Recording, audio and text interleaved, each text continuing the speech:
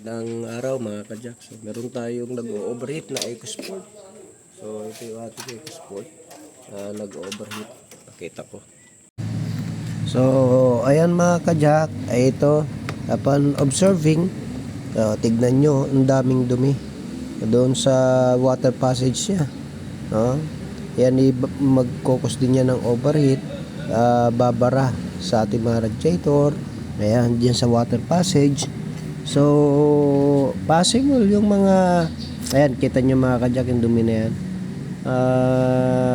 Possible yung hindi pagpalit ng ating coolant. Okay? Nagmi-mix yung lagay natin ng coolant.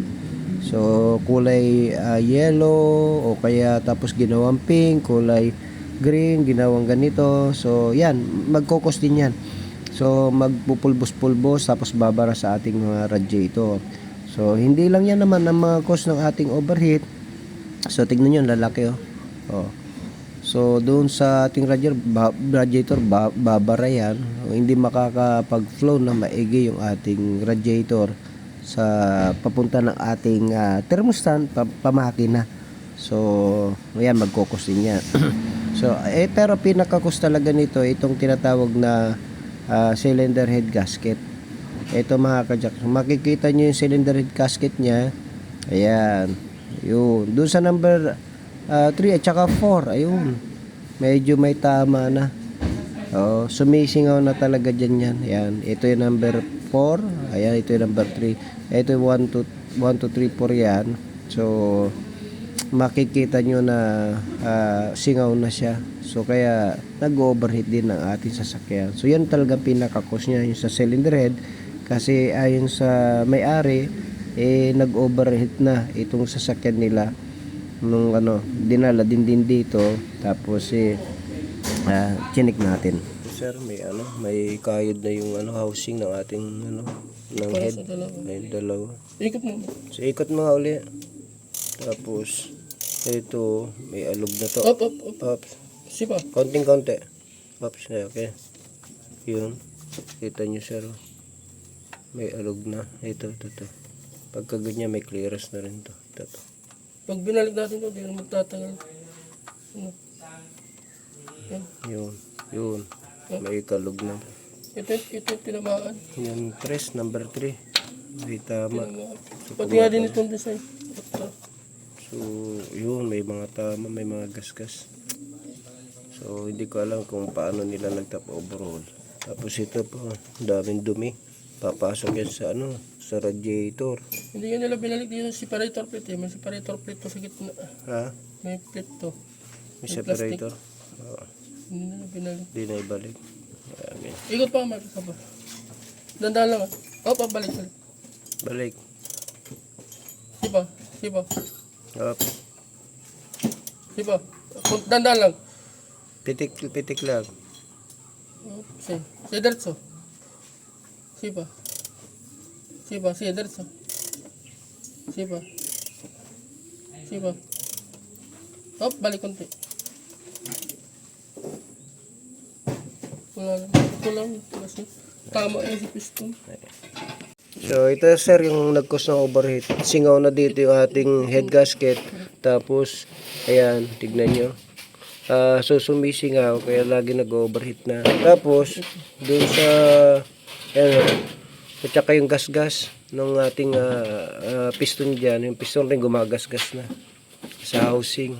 Ayan, kita nyo yung gasgas.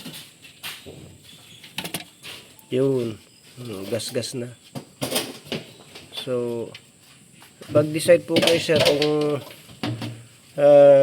i-overhaul na natin itong makina, buong makina, i-refresh natin, i-overhaul natin, babalik natin sa standard.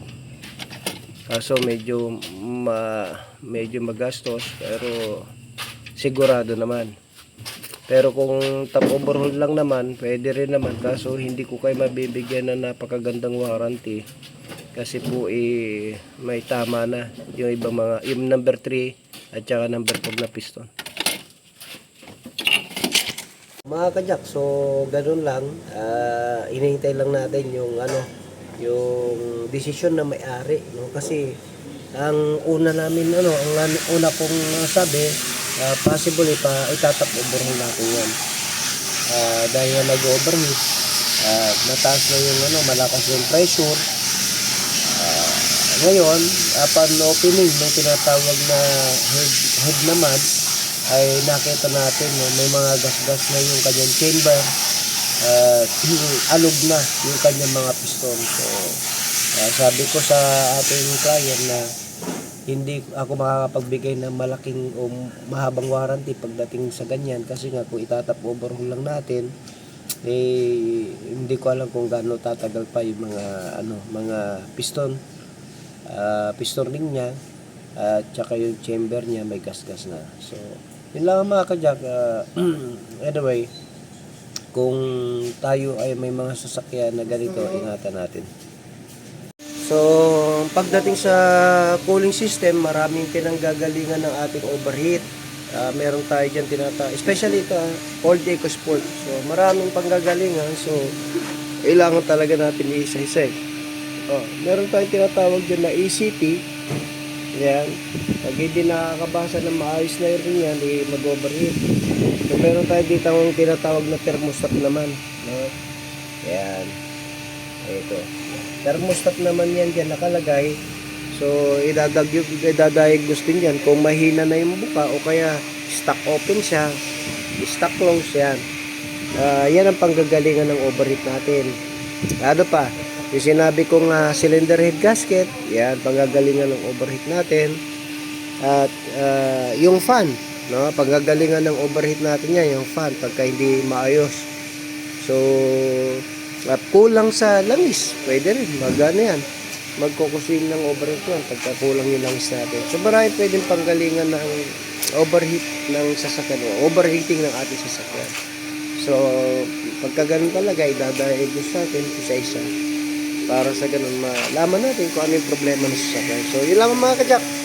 Sana makatulong yung videos natin dito. Kasi nga, meron tayong binuksan na makina na nag-overheat. Ito ay Ford EcoSport. So, Jacob Ford is Auto Care, the shop that cares for your car. God bless you.